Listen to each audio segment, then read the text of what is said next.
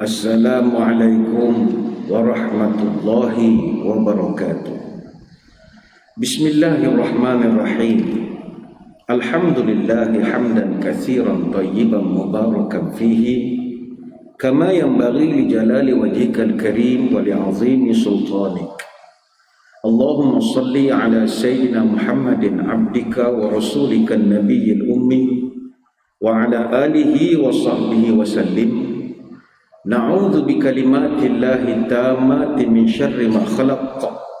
Bismillahilladzi la yadurru ma'asmihi syai'un fil ardi wala fis sama' wa huwas samiul 'alim.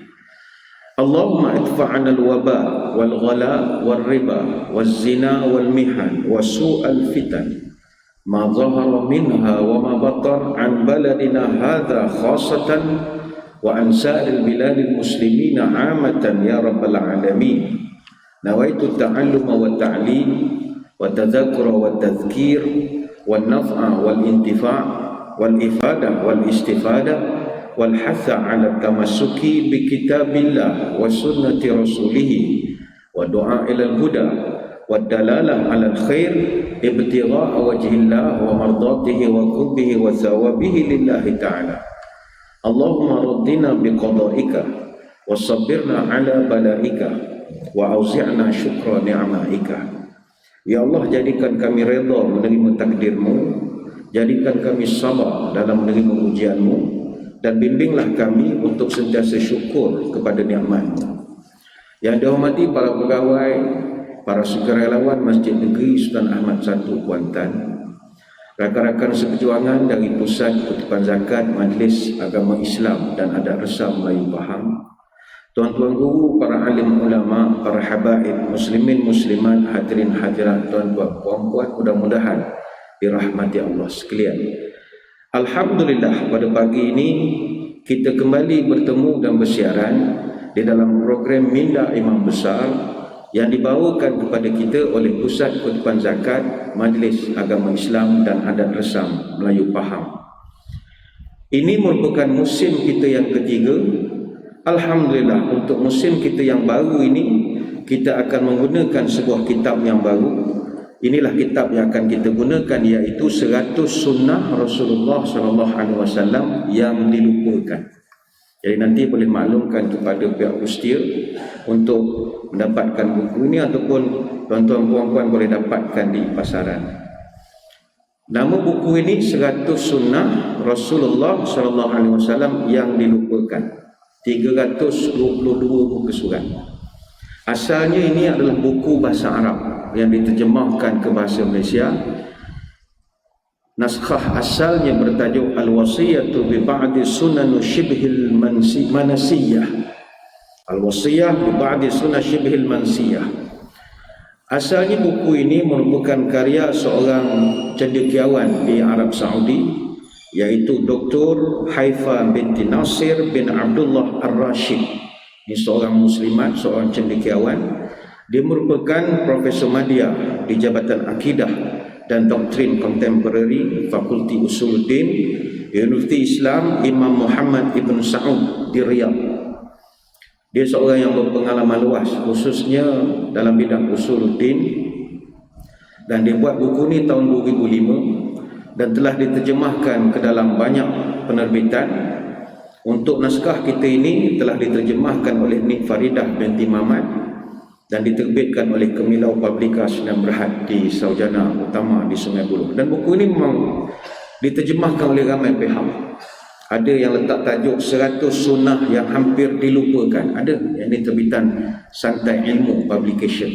Ada yang buat tajuk 100 sunnah Nabi yang sering diremehkan. Ada juga. Dan ada yang buat tajuk 100 sunnah Nabi yang sering disepelekan. Ada itu di versi Indonesia, terbitan Zam-Zam di Solo, Indonesia. Jadi untuk kita gunakan terbitan Kemilau Publika ini. Dan buku ini ada 18 bab yang disusun mengikut sunnah-sunnah Nabi dalam kategori yang berbeza. Dia bermula membincangkan tentang sunnah Nabi yang kita dah lupa dalam bab bersuci. Kemudian bab junub, bab siwak, bab azan, bab salat sunat, bab salat fardu, bab musafir, bab salat Jumaat, Kemudian bab sunnah-sunnah membaca Al-Quran, sunnah Nabi ketika melakukan umrah ataupun haji, sunnah Nabi dalam berucap, adab Nabi tidur, adab Nabi dari segi makan, cara Nabi mengubat, tentang sunnah Nabi minum susu, bagaimana bersin, bagaimana Nabi berzikir dan bagaimana Nabi muamalah, dan ada bab-bab yang lain. Jadi buku ini begitu baik sekali kerana dia menyedarkan kita banyak perkara yang kita terlepas pandang dalam bab sunnah-sunnah Nabi yang tertentu. Dan untuk permulaan siri pertama kita ini, mungkin ada di kalangan tuan-puan yang masih belum ada kitabnya, jadi kita akan membahaskan dari sudut memahami tentang sunnah Nabi SAW. Tuan-tuan sekalian, sememangnya banyak perkara yang Nabi SAW tinggalkan sunnahnya kepada kita.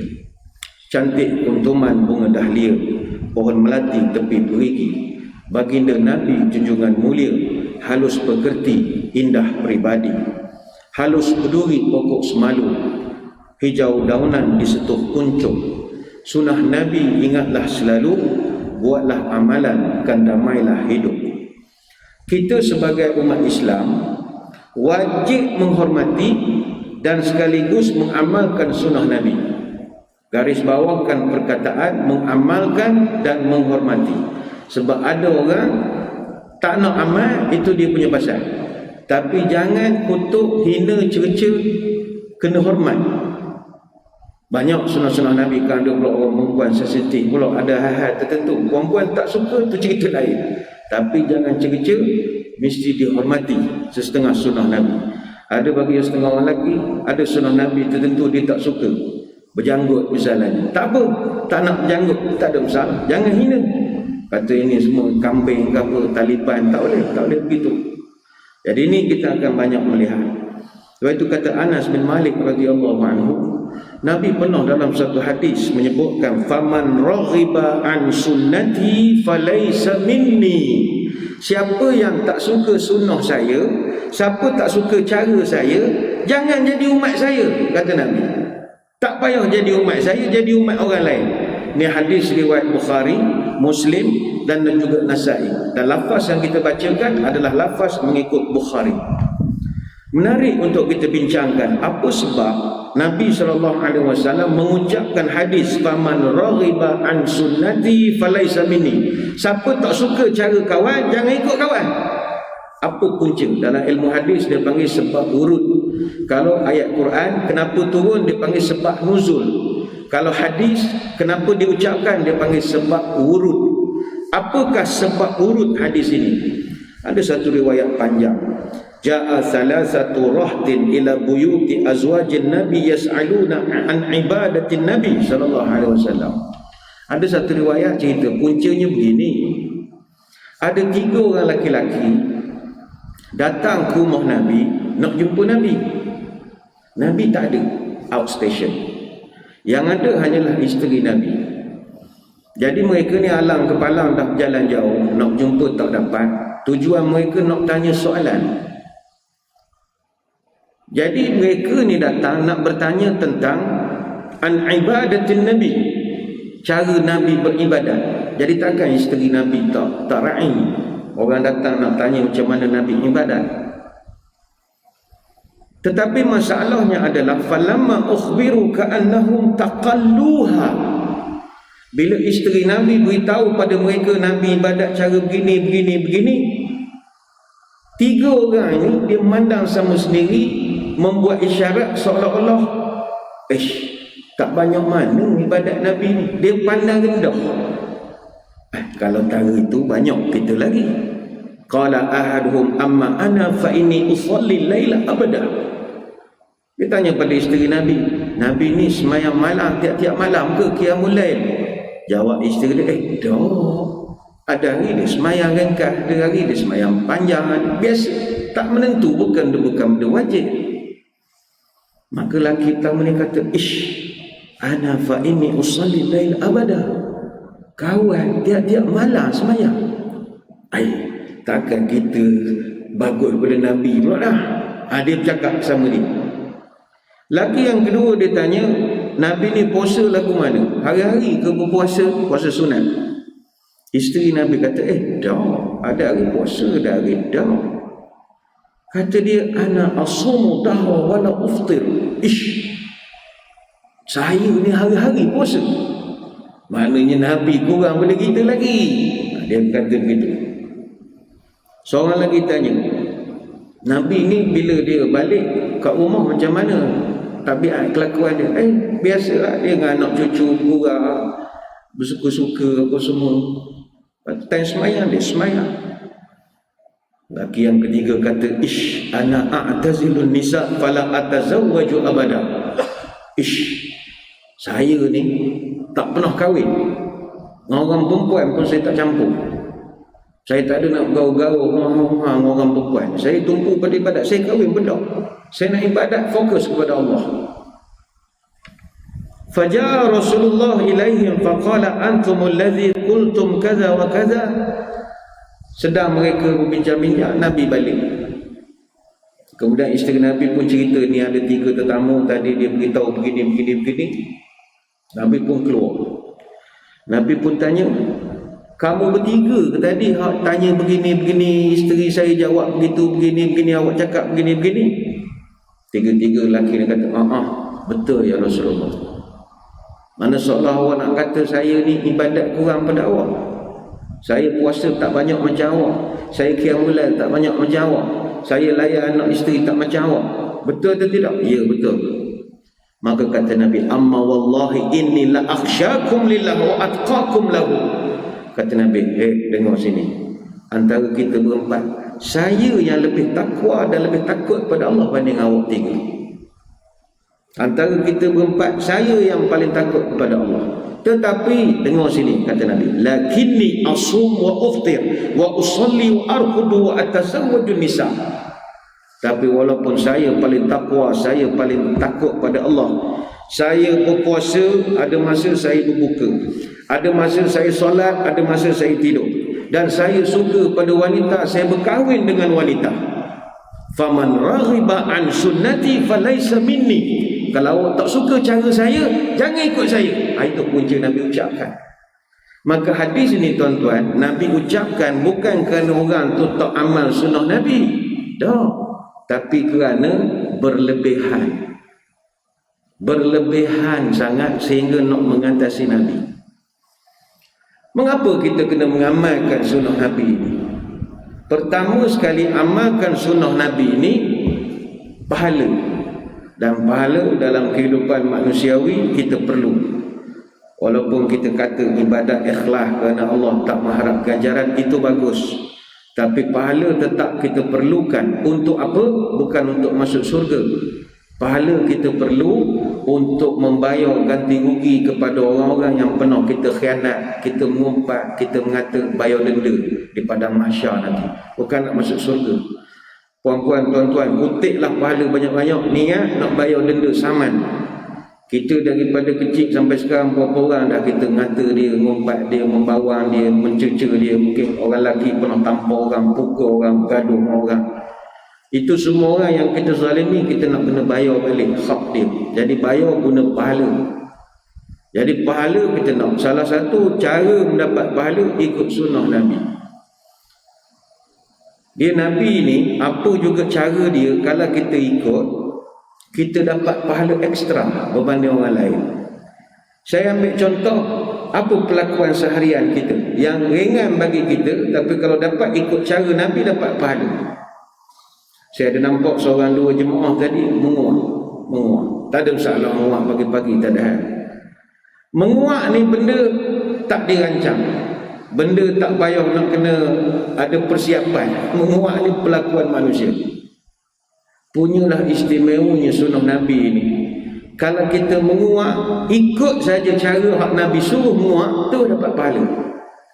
Tapi kalau tak ikut, dia tak ada apa-apa. Dia jadi pelakuan biasa. Dia menguak ni, dia jatuh pada 5 hukum juga. Ada masa kita wajib menguak. Masa bila tuan-tuan puan-puan wajib menguak? Menguak jadi wajib, andai kata tidak menguak memudaratkan badan. Dia menguak ni penting sebab dalam paru-paru kita ada organ yang dipanggil sebagai alveoli. Alveoli ni dia macam kantung udara. Alveoli ni dia berfungsi untuk mengalirkan oksigen ke dalam darah kita. Jadi kemudian dia akan sedut karbon dioksida dan kemudian dia akan keluarkan. Jadi kalau alveoli ni dia tak dapat udara segar, dia akan kempis. Jadi paru-paru ketika itu akan mengerah. Jadi ketika itu otak akan memberi arahan supaya mulut buka untuk tarik oksigen baru. Dia ada proses sains menguak ni.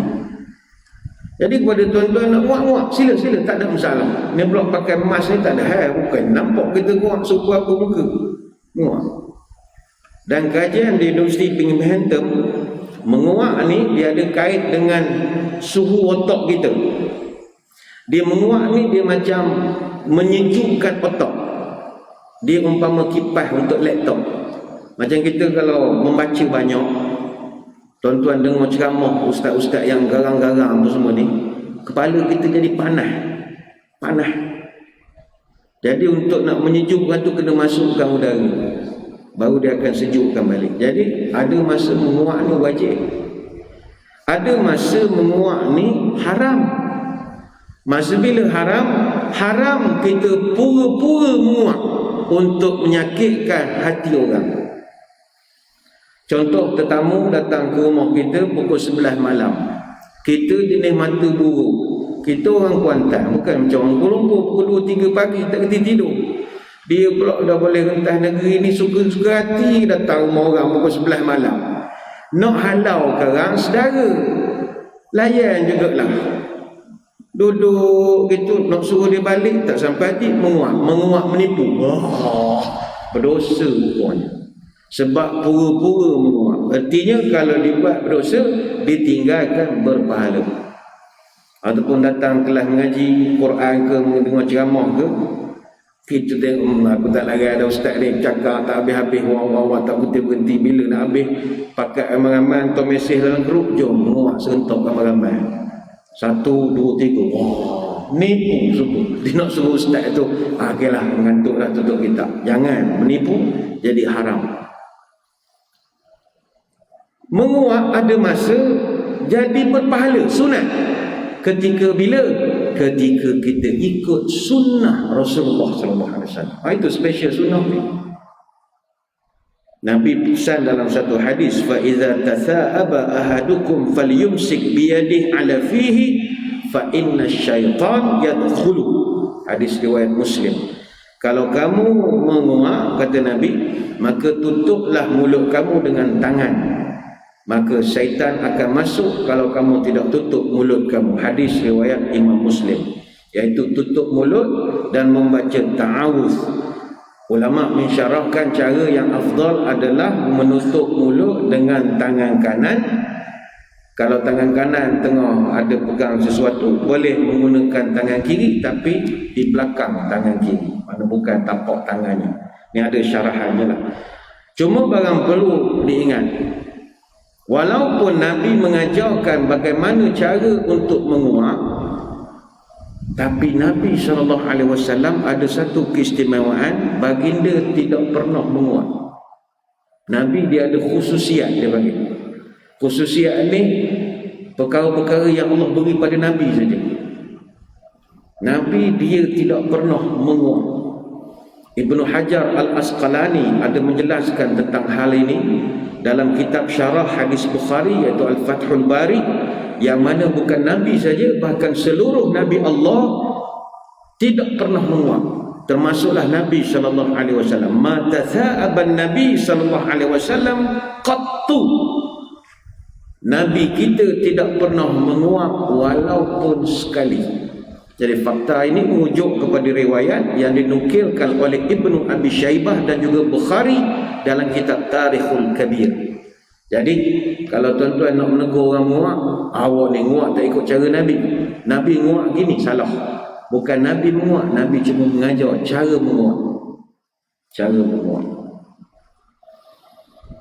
Menguak juga boleh jadi harus hukumnya, iaitu harus dilakukan menguak ni dalam mana-mana posisi tubuh. Tuan-tuan puan-puan boleh menguak dalam keadaan berdiri, duduk, baring, tak mesti dalam keadaan berwuduk, tak mesti menghadap kiblat, tak mesti. Ikutlah, gaya bebas. Nak menguak sambil menerak pun boleh. Tak adalah bila nak tengah baring nak menguak, bangun menghadap. Dah, tak ada masalah. Tidak ada garis panduan nak menghadap ke mana. Harus hukumnya. Dan jangan direka-reka. Ni menguak cara Nabi ni, menghadap ke Mekah. Ada? Tak ada. Tidak ada, no such thing. Cuma menguap ini dia contagious. Contagious maknanya benda berjangkit.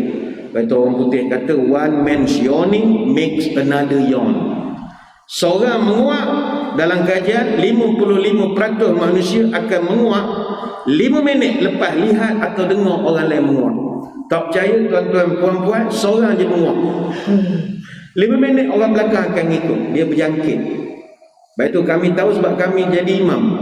Bila kita jadi imam, asal ada jemaah seorang je. Lepas tu berjemaah lah dia punya tu. Dia berjangkit.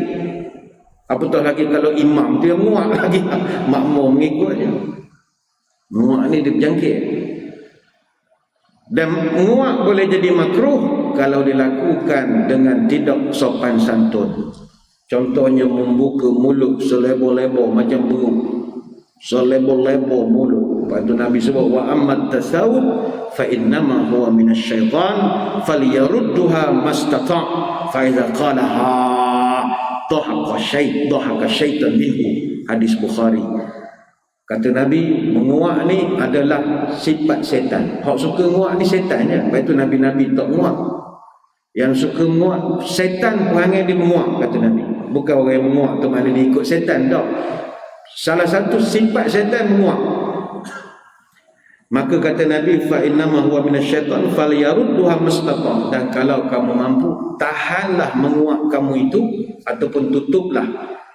Ini kerana fa iza qala ha, bila kamu menguak bunyi saja ha, dhahaka syaitan, dhahaka minasyaitan minhu syaitan. Syaitan akan ketawa berdekah-dekah. Ada dah kawan aku seorang, ada dah member aku seorang. Ni hadis riwayat Bukhari. Baik tu tuan-tuan puan-puan, ada orang dia menguak, dia membaca astagfirullah ataupun baca a'udzubillahi minasyaitanirrajim. Bagus, tapi bacalah bukan semasa menguak, kerana dia akan mengeluarkan bunyi ha. Contoh buruk betul bunyi macam Walkman tak ada bateri. Sian kita menurut. Mana adab? Tak ada adab lah. Sebab adab ni benda comel, benda cantik. Tengok dia ada seni. Jadi lepas bila muak, jangan ada sound system bunyi apa-apa. Tutup saja mulut, dah sudah. Auzubillahi minasyaitanirrajim. Kan manis bunyi ni. Lagi molek berlagu. Tutup je. Auzubillahi minasyaitanirrajim. Itu macam nak masuk tilawah Al-Quran. Jangan buat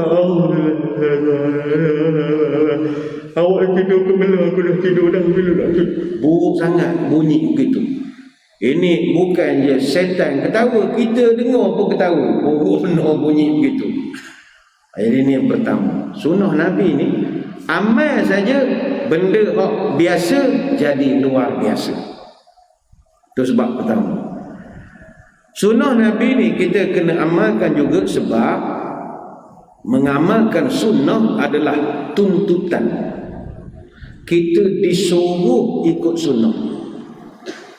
Sebab itulah kata Abdullah Ad-Dailami rahimahullah, balaghani anna awwala zahabid din tarkus sunnah. Sesungguhnya benda pertama akan hilang daripada agama ini adalah sunnah Nabi. Sunnah Nabi. Berapa banyak sunnah kita hilang. Kalau sekarang musim SOP, sunnah berapa dah hilang? Sah rapat, bersalam, semua dah hilang satu persatu. Dan ini memang disebutkan dalam banyak hadis benda-benda yang akan satu persatu ditarik. Sehingga kata Abdullah Ad-Dailami, yazhabu dinu sunnatan sunnatan kama yazhabul hablu quwwatan quwwatan. Agama ini kata dia akan hilang satu sunnah, kemudian hilang satu sunnah, kemudian hilang satu sunnah, kama yazhabul hablu quwwatan quwwata. Sebagaimana tali melepaskan tasbih satu persatu. Tasbih bulat, potong tengah, dia melurut. Gitulah sunnah. Dia akan jatuh satu persatu. Satu-satu. Akhirnya tinggal benang saja.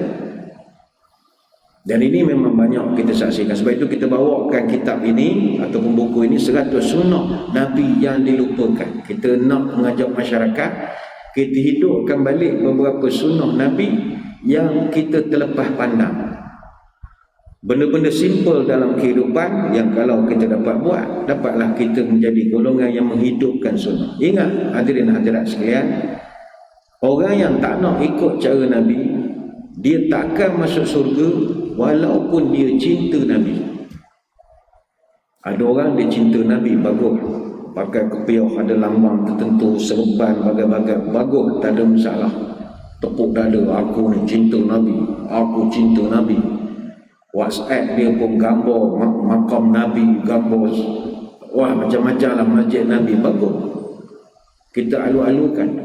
Tapi kalau engkau tak nak ikut cara Nabi, sunnah Nabi, engkau tak akan masuk surga juga walaupun setakat cinta pada Nabi. Dalilnya Ibnu Abbas radhiyallahu anhu cerita, ada satu orang manusia, kita tak tergamak nak sebutkan nama dia, sebab orang ni Nabi sayang pada dia dan dia juga sayang pada Nabi.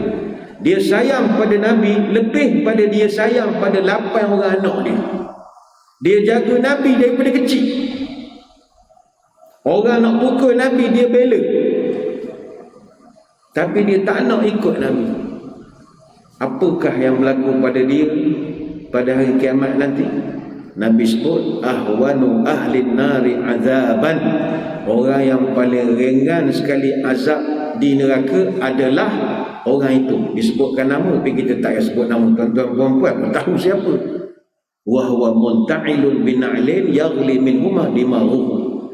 Orang itu kata Nabi akan dipakaikan 2 kasut yang dibuat daripada api neraka. Itu je paling ringan. Tapi walaupun bunyinya ringan, namun yaghli minhuma dimaruhu, otaknya jadi menggelegak dek kerana panasnya kasut itu. Hadis riwayat Imam Muslim. Itu tara orang yang paling sayang bela Nabi, tapi tak nak ikut Nabi, habis. Jadi kita kena ikut Nabi, tuntutan. Itu sebab yang kedua. Sebab itu muslimin muslimat sekalian, para sahabat radhiyallahu alaihim ajma'in, mereka begitu bersungguh-sungguh ikut Nabi, bersungguh-sungguh sangat. Dia tiru Nabi ni 100%. Pernah para sahabat ternampak Sayyidina Ali radhiyallahu anhu naik kuda. Kata para sahabat, falamma wada'a rijlahu fir rikab qala bismillah. Mereka lihat Sayyidina Ali bila naik saja kuda, pegang kuda, dia baca bismillahirrahmanirrahim.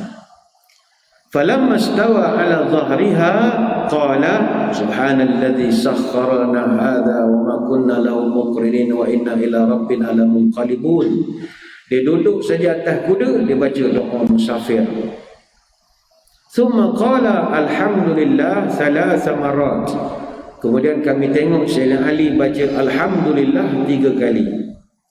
Summa qala Allahu akbar 3 marat. Kemudian dia bertakbir 3 kali. Allahu akbar, Allahu akbar, Allahu akbar. Summa qala subhanaka inni zalamtu nafsi faghfirli fa innahu la yaghfiru dhunuba illa anta. Sahabat tengok Sayyidina Ali beristighfar. Summa dhahika. Kemudian tiba-tiba kami nampak Sayyidina Ali ketawa. Ha ha ha ha ha. Tahu seorang. Lantas sahabat tanya kepada Ali, Ali, kami tengok daripada awal nampak semua bagus dah. Mula-mula entah tadi baca bismillah, kemudian baca doa musafir, kemudian alhamdulillah 3 kali, kemudian takbir 3 kali, kemudian beristighfar. Tapi apa di hujung-hujung tu awak ketawa? Ha ha ha ha ha ha. Apa Kata Sayyidina Ali, soalan kamu itu sama macam soalan saya ketika saya melihat Nabi SAW buat benda yang sama.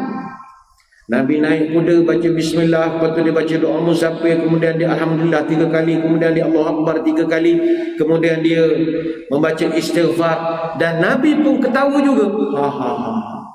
Saya pun pelik, saya tanya, ya Rasulullah, berapa hujung-hujung ketawa? Kata Nabi, aku ketawa kerana aku diberitahu oleh Allah bahawa Allah akan ampunkan dosa orang yang buat perkara yang aku buat tadi. Hadis riwayat Abu Dawud. Tuan-tuan, sepatutnya Sayyidina Ali tak payahlah tiru bab ketawa itu.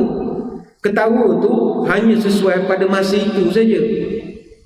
Tapi disebabkan dia ikut sunnah Nabi, sampai bab ketawa pun dia ikut. Mana puan-puan, tuan-tuan balik majlis ni sekarang dapat satu sunnah Nabi yang jarang kita buat. Mana pegang saja kereta sekarang, baca bismillahirrahmanirrahim. Duduk dekat kursi sekarang, baca doa musafir, subhanallazi sakhkharana hadza wa ma kunna lahu muqrinin wa inna ila rabbina lamunqalibun.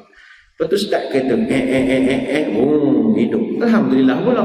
Syukurlah boleh hidup. Kalau tak hidup, alhamdulillah, alhamdulillah, alhamdulillah. Masuk gear, tarik D, Allahu Akbar, Allahu Akbar, Allahu Akbar. Jangan buka radio lagi, terus dengar lagu selalu. Jangan, relax dulu, istighfar dulu, astaghfirullahalazim, astaghfirullahalazim, astaghfirullahalazim. Sebelum tekan minyak, ketawa dulu sikit. Anak pun pelik, ngapa mak jadi gini balik pada masjid pagi tadi? Pelik pula sekarang, ada gelok-gelok pula. Dan puan-puan jawablah, soalan awak tu serupa dengan Sayyidina Ali punya soalan. Ceramah selalu, ceramah selalu. Ini kesungguhan para sahabat ikut sunnah Nabi. Yang penting kita jangan hina sunnah. Apa juga kalau kita tengok kawan-kawan kita amal sunnah Nabi, simpan janggut ke, pakai kepiah ke, pakai celok ke, pakai jubah ke, atau dia poligami ke, jangan hina. You tak nak buat, itu you punya pasal, pro choice kan. Kita berhak memilih, tetapi jangan hina. Ada orang bukan sekadar menghina, mencemuh pun lagi. Ada cemuh sunnah Nabi. Abu Abdullah Muhammad bin Ismail At-Taimi, dia pernah bercerita, ada satu hadis Nabi pernah sebut, idza staiqadha ahadukum min naumihi fala yaghmis yadahu fil ina hatta yaghsilaha thalathan fa innahu la yadri aina batat yaduhu. Kata dia, ada satu hadis Nabi pernah beritahu, siapa-siapa di kalangan kamu yang bangun tidur, jangan terus pegang makanan, jangan terus pegang handphone, jangan pegang anak, pegang apa, jangan pegang apa-apa sehingga dia mencuci tangannya. Kata Nabi, cuci tangan 3 kali. Yaghsilaha thalatha, basuh tangan 3 kali. Maknanya bangun tidur, terus ke bilik air, basuh tangan dulu. Apa sebab? Kata Nabi, fa innahu la yadri aina batat yaduhu. Sebab kita tidur semalam 7-8 jam, kita tak tahu tangan kita ni pergi ke mana. Tahu apa hak dia raba punya, apa dia pegang, dia tak tahu sebab dia tidur. Jadi kata Nabi, jangan takut ada benda-benda tak elok. Hadis ini riwayat Bukhari dan Muslim. Tiba-tiba ada satu orang, dia ni kali duduk barat lama, duduk Amerika lama, dia jenis sekular sikit. Dia kata, orang jenis kena basuh tangan ni, jenis orang stay bigok, jangan lah, gitulah ayat dia. Jenis orang tangan tak duduk diam. Kita kalau tidur duduk diam, tak ada masalah. Saya sendiri, kata dia, saya tahu tangan saya di mana. Masa saya tidur, saya tangan duduk diam-diam, jontok-jontok, saya tak ada nak gerak-gerak supaya orang lain. Dia memandang remeh pada hadir Nabi. Tiba-tiba kata Abu Abdullah Muhammad Ismail At-Taimi, orang yang cakap itu pada waktu pagi, dia dapati tangan dia berada dalam dubur dia sampai pergelangan tangan. Ini dicatatkan dalam kitab Bustanul Arifin lil An-Nawawi. Jangan main sunnah Nabi, jangan hina. You tak nak buat, itu you punya pasal, jangan hina. Sebab itu ulama letakkan sunnah ni ada kategori. Syekh Muhammad Al-Hadari rahimahullah dalam buku Usul Fiqh, dia menjelaskan sunnah Nabi ni ada 3. Satu jibili, yang kedua al-qurbi, yang ketiga muamalat. Pertama jibili, perbuatan Nabi yang bersifat tabiat biasa manusia. Contoh makan, minum, tidur, berpakaian dan seumpamanya. Yang kedua kurbi, apa juga perbuatan Nabi dalam bentuk ketaatan untuk mendekatkan diri kepada Allah. Contoh semayang, puasa, sedekah, haji, umrah dan sebagainya. Yang ketiga muamalat, bagaimana perbuatan Nabi, sunnah Nabi yang berupa interaksi sesama manusia. Macam mana Nabi jual beli, pernikahan, akad muzara'ah, muamalat harta dan seumpamanya. Baik, untuk kurbi dengan muamalat itu kita ikut. Tuan-tuan nak jual beli kena ikut sunnah Nabi. Semayang zuhur 4 rakaat mesti buat 4 rakaat. Tapi ada satu sunnah namanya jibili. Jibili ini benda bersifat pilihan. Kita boleh ikut, kita boleh tak ikut. Kita boleh nak amal, boleh tak amal. Sebab ada sunnah Nabi bersifat jibili ni kita tak dapat buat atas beberapa faktor. Pertama, faktor gender, jantina. Ada sunnah Nabi yang, sebab Nabi ni orang laki-laki. Puan-puan muslimat nak ikut Nabi 100% payah. Sebab puan-puan ni wanita. Apa contoh sunnah Nabi yang bersifat kelelakian? Simpan janggut. Puan-puan nak simpan macam mana? Bubuklah minyak buah sekati pun payah. Tumbuh ke lambat. Nak pencen sebab tumbuh.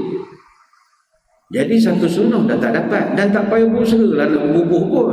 Cari minyak. Tak perlu. Kekangan gender. Apa lagi sunnah Nabi sifat kelakian yang perempuan tak boleh buat? Berpoligami. Nak buat macam mana? Dipoligamikan itu boleh. Tapi puan-puan nak ada 4 suami tak boleh. Laki-laki lain. Laki-laki dia adalah kebenaran khusus yang diberi, kebenaran bersyarat. Tapi orang perempuan walau cinta Nabi macam mana pun, perempuan tak boleh nak ada 4 suami. Seorang di Taman Tas, seorang di Jaya Gading, seorang di Beserah, seorang di Pekan, tak boleh. Kenapa perempuan tak boleh ada 4 suami serentak ataupun berpoligami 2-3 suami serentak? Masalah waris zuriat. Kalau perempuan mengandung, anak tu sabit dengan suami yang mana? Kan susah. Kita bukan pakai pancekat, mana kita tahu orang ni, kita tak tahu kiraannya. Esok kalau dapat anak nak daftar pendaftaran, payah. Ni bin siapa ni kau? Saya tak pasti bin mana, suami saya ada 3. Dah tu takkan nak biar kosong je. Macam mana ya? Tulis bin ramai-ramai boleh tak? Sudah, bin ramai-ramai boleh. Tak boleh. Tapi kalau suami ada 3 isteri, takdir hamil, jelas sumbernya daripada mana. Itu kekangan-kekangan yang menyebabkan ada sunnah Nabi tertentu yang bersifat jibili, penampilan manusiawi, kita tak dapat buat.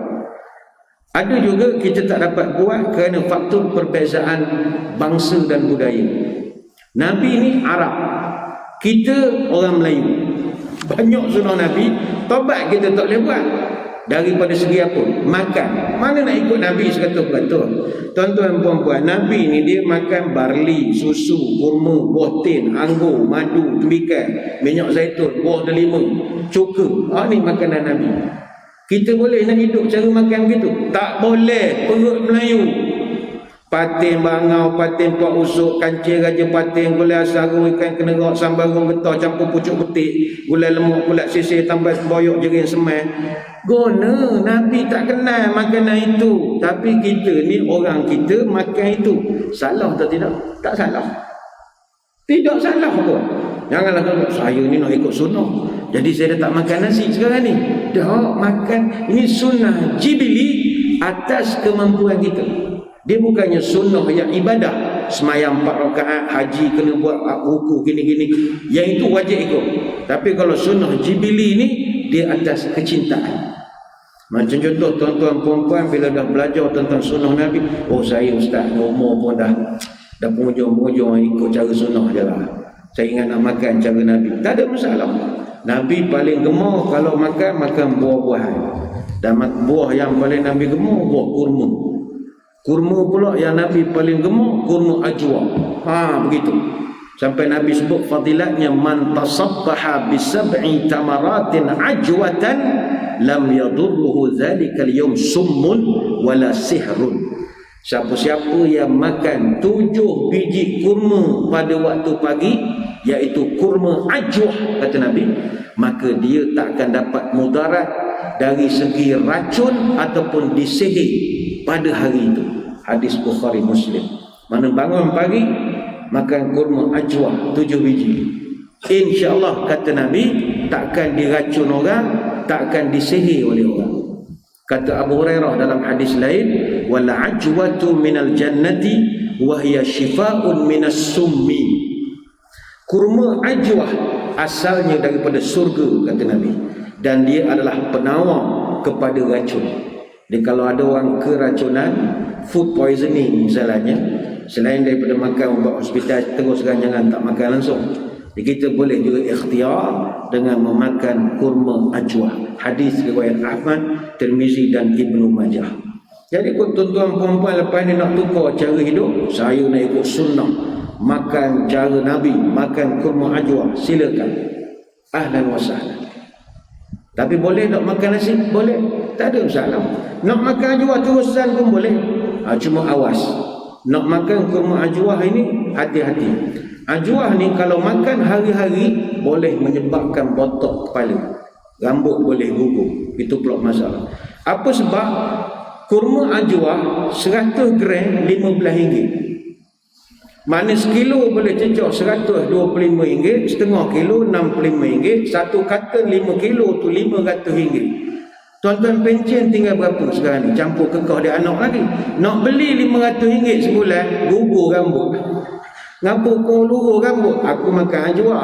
Bukan sebab ajwah tu, harga ajwah tu, itu salahnya. Tapi loh lah tuan-tuan, sayang Nabi kan nak ikut makan ajwah. Ada, sebab itu saya tak selesa kalau ada orang mengkategorikan, oh ini ustaz makanan sunnah. Sunnah lawan dia bid'ah. Sunnah surga, bid'ah neraka. Sunnah Nabi buat, bid'ah Nabi tak buat. Maka adakah tuan-tuan kalau makan roti banjir masuk neraka? Saya tak selesa. Saya tak tahu perbahasan orang macam mana. Mungkin kawan kita yang buat produk makanan sunnah marah pula. Saya cadangkan lebih kita ubah kepada makanan barakah, makanan berkat. Macam pisang, kurma ni makanan surga. Sebab kalau sunnah, seolah-olah kalau kita tak makan makanan tertentu, ataupun kita makan makanan yang Nabi tak makan, macam kita masuk neraka seolah-olah. Saya ambil contoh begini. Orang kita kalau sebut makanan sunnah, apa contoh paling masyhur kalau orang Melayu? Musim-musim maulud kan, kambing. Kalau buat maulid atau maulud di masjid, nasi mesti kambing. Nasi kambing. Jadi ada masa jemaah yang datang tanya, ada menu kita malam ni, maulud ni. Dia maulud Nabi, ceramah kena buat makan. Ma'al hijrah, Isra Mi'raj tak buat makan tak apa. Kalau maulud tak buat makan, orang jemaah marah. Dia sebab mulut dengan maulud dekat-dekat bunyi. Tapi kita malam ni tak ada makan tak. Tak ada makan sendiri je lah. Dan makanan biasanya kambing. Tapi kadang ada jemaah tanya, Tuan Haji, kita malam ni jam mula maulud ni. Oh kambing lah. Nasi Arab. Nasi Arab, kambing. Nerak kambing atas nasi. Oh dia pun kata, mana saya ni tak makan kambing.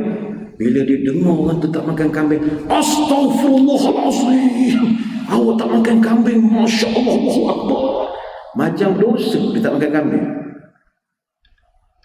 Tuan-tuan, jangan begitu. Makanan ni atas budaya, atas pantang orang. Ada orang tak masuk tekak dia makan kambing. Ada orang tak gemuk, ada orang jaga badan, ada orang penyakit dan sebagainya. Janganlah hina pula. Apa Nabi tak pernah makan ayam ke? Nabi pun makan ayam juga. Kata Abu Musa al-Asy'ari radhiyallahu anhu, ra'aitu Rasulullah sallallahu alaihi wasallam ya'kulu lahma dajajin. Aku biasa tengok Nabi makan ayam. Hadis riwayat Tirmizi. Bahkan kalau kita nak berbahas tentang kambing, betul Betul ke Nabi makan kambing? Betul ke Nabi makan kambing panggang? Betul ke Nabi makan kambing bakar? Yang kita menyangka itulah makan makanan Nabi. Anas bin Malik radhiyallahu anhu pernah sebut, ma akalan Nabi sallallahu alaihi wasallam khubzan muraqqaqan wala syatan masmutatan hatta laqi Allah. Anas bin Malik dia jaga Nabi, dia khadam Nabi. Dia kata saya lebih kenal Nabi. Nabi sepanjang saya jaga dia tak pernah makan khubzan muraqqaqan, tak pernah makan roti empuk, roti lembut. Nabi makan roti keras macam Arab makan pelempah talantai, pelengkung gitu. Dan Nabi juga, saya tak pernah makan syatan masmutatan. Saya tak pernah tengok Nabi makan kambing bakar, kambing panggang. Saya tak pernah tengok, kata Anas bin Malik. Mungkin ada yang kata, sudahlah Ustaz, dah kami makan kambing panggang selama ni, ingat sunnah Nabi lagu mana? Tuan-tuan, makannya lah. Loh lah nak makan kambing panggang ke, kambing tonggeng ke, kambing tergolek ke, kambing merah, makanlah, tak ada masalah. Tapi jangan kelahi. Oh ni geng tak makan kambing, lambat masuk surga ni. Ada kecakap gitu. Oh dia pun makanlah kambing, berlemih-lemih mulut makan. Wah masuk surga dah kita ni. Awak punya cara makan pun tak ikut cara Nabi. Nabi makan sikit, awak sikit-sikit makan. Sunnah celah mana? Nabi jaga makan, awak asal jaga makan, asal jaga makan. Nabi makanan dia semua jadi ubat, kita ubat jadi makanan. Segenggang ubat telan pagi-pagi, kok makan berbonggo tekok makan ubat. Dah guna. Nabi mana pernah kenyang 3 hari betul-betul. Ma syabi'a Rasulullah salasatan ayamin mutawaliyatin. Kata isteri Nabi, Nabi tak pernah kenyang 3 hari berturut-turut. Hari ni hari Rabu, Khamis, Jumaat mesti dia lapar sehari. Ataupun semalam dia kenyang, hari ni dia lapar, esok dia kenyang balik. Atau esok dia puasa, hari ni dia kenyang, esok dia lapar, lusa dia makan balik. Dia tak pernah secara berterusan kenyang. Orang kita dah, kalau bab makan hilang sunnah Nabi. Peluh berkira makan selera. Masa makan bersimbah peluh, bila bekerja asyik mengeluh. Pucuk lebah gading gajah, kerja segan, tapi bila makan gagah. Habis majlis ni sekarang tak kedai ada makan, banyak lauk, lamalah duduk. Banyak kuih, duduk tak beralih. Cuma dia boleh nak bangga sikit sebab menunya kambing, itu je. Tapi cara makan, cara tak sunnah. Ini kita nak perbetulkan 100 sunnah Rasulullah yang diluputkan. Jadi balik kepada tadi, Nabi ni kalau kita nak ikut 100% dari sudut cara Nabi makan, apa Nabi makan, memang kita tak dapat. Maka di situ ada sedikit kelonggaran dan kompromi, iaitu kalau tak dapat ikut 100%, tirulah Nabi cara dia makan. Tiru Nabi. Apa maksudnya? Tiru Nabi ni maksudnya kita berusaha untuk nak buat terbaik cara Nabi. Contoh, Nabi makan roti misalnya ni. Kita tak jadi makan roti. Kalau pukul 10 kena roti canai sekeping, dia rasa kembang dalam perut. Nak nyampai ke tengah hari dia kena tepek dengan nasi juga. Ini perasaan orang Melayu. Lepas tu orang Melayu kalau pergi ke Mekah 3 hari pertama je makan ikut araknya. Lepas tu cari teh tarik lah, teh jadi dia. Cari teh jadi, nak nasi lah dalam hotel. Dia tak boleh. Dia nak kena tekuk dia juga. Jadi kalau nak makan cara kita, silakan tiru cara Nabi makan. Walaupun kita makan nasi lauk asam pedas, teruskan, tapi tiru cara Nabi makan. Macam mana tiru cara Nabi makan? Baca bismillah, makan berjemaah, baca doa, jangan tamak. Dan adalah nanti kita akan terangkan dalam bab dalam kitab kita ini. Sebab Nabi ni kita tiru pun sudah jadi satu perbuatan mulia. Dalam syair disebut, wa tashabbahu illam takunu mithlahum inna tashabbuha bil kirami falahun. Dan menirulah kamu kepada orang yang hebat, kerana menyerupakan diri dengan orang yang mulia itu juga adalah kehebatan. Kita tak makan kurma, makan buah anggur misalnya. Sekarang ni banyak musim anggur baby anggur, banyak betul juga tepi jalan. Puak. Tapi anggur pun sunnah Nabi juga makan anggur. Katalah makan rambutan, Nabi tak pernah makan rambutan. Bila makan rambutan, makan cara Nabi, tiru Nabi punya cara makan. Jangan suap tangan kiri. Macam contoh orang nak makan western, awak nak makan cikecok ke peloh lah, salmon bakar ke, gulio ke, loh lah, tak ada hanya, tak ada lah berdosa makan benda-benda begitu. Tapi tirulah Nabi ni dok. Awak dah lah makanan western, tak ikut Nabi punya makanan. Nyuak tangan kiri. Kan western semua cuak tangan kiri, tak tahu protokol yang mana aja. Kita tak tahu. Pisah tangan kanan, gerpu tangan kiri. Oh gini, siku gini. Cocok yang piah tak kepala, tak kena. Nyuak tangan kiri tu tak kena. Kena kata tak boleh ustaz, ni protokol. Protokol siapa? Saya pernah dah tanya kepada orang protokol, memang wajib ke suak tangan kiri? Dah. Cuma jangan tukarkan, potong masih tangan kanan. Dia ada pula satu lagi kaedah, letak pisau, mana kita dah potong siap-siap cube. Macam steak, kita dah siap potong kecil-kecil, portion-portion kecil, letak belakang, pakai garpu saja dengan tangan kanan. Boleh, tak ada masalah. Mana tak mestilah gini-gini makan, la ilaha illallah. Masa orang musim-musim boksat tengah banyak begitu, oh tak mudah lah, makan western saja. Pergi hotel nak makan, duit berkepuk, cakap putih tak pandai. Tanya dia waiter, yes sir, can I take your order? Sudah cakap putih pula. Chicken chop. Oh, chicken chop. Budak tanya, for you sir, chicken chop tak nak ayam, tukar kambing. Budak tu pun tak faham, kenapa chicken chop tak nak ayam, tukar kambing. Rupanya lencok. Dia belajar cakap orang putih tak pandai kek duit ada. Orang ada duit ni tak kek salah pun orang beli ya. Dalam tak pandai tu makan juga lah western. Tapi time makan begini,